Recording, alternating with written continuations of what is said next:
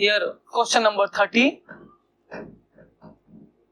और यहाँ पे बच्चों एक क्वेश्चन दिया हुआ है कि electric flux through a close Gaussian surface is depend upon. ये तो बच्चों थ्योरेटिकल है, ये तो आप बता ही सकते हो, इसमें कोई प्रॉब्लम नहीं है।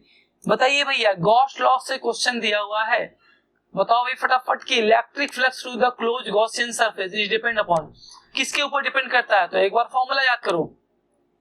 इलेक्ट्रिक फ्लक्स का फॉर्मूला होता है, इलेक्ट्रिक फ्लक्स जो होता है ना क्लोज सरफेस के लिए, ई डॉट डी एस और ई डॉट डी ए किसके इक्वल होता है? सर ये होता है क्यू इनक्लोज अपॉन में epsilon not.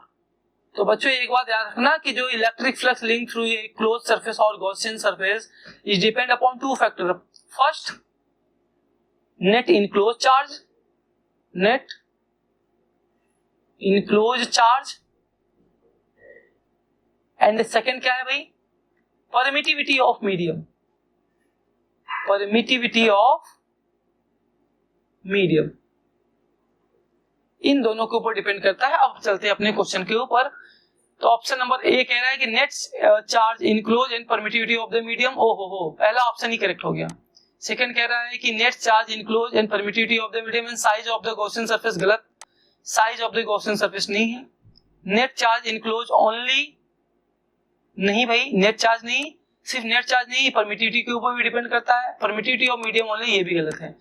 So option number 1 बच्चों आपका करेक्ट हो गया, क्योंकि आपको फॉर्मूला में बच्चों अभी हमने समझाया कि फाई ई की वैल्यू होती है for the close Gaussian surface Q enclose upon में एप्सिलॉन नॉट। तो बच्चों दो फैक्टर के ऊपर डिपेंड कर रहा है, एक तो आपके नेट इनक्लोज चार्ज के ऊपर, एक आपका परमिटिविटी ऑफ द मीडियम के ऊपर। सो ऑप्शन नंबर यहाँ पे 1 बच्चों आपका करेक्ट हो गया।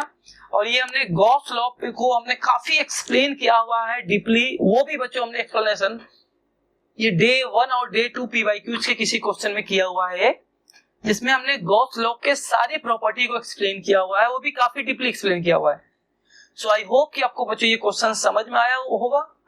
In case of any doubt आप इसको रिपीट कर सकते हैं, और या तो आप जो प्रीवियस लेक्चर है PYQs के, आप उसको भी बच्चों अवेल कर सकते हैं, जिसमें हमने इस टाइप के क्वेश्चन को और गॉस लॉ को बहुत कंप्लीटली, बहुत डीपली एक्सप्लेन किया हुआ है।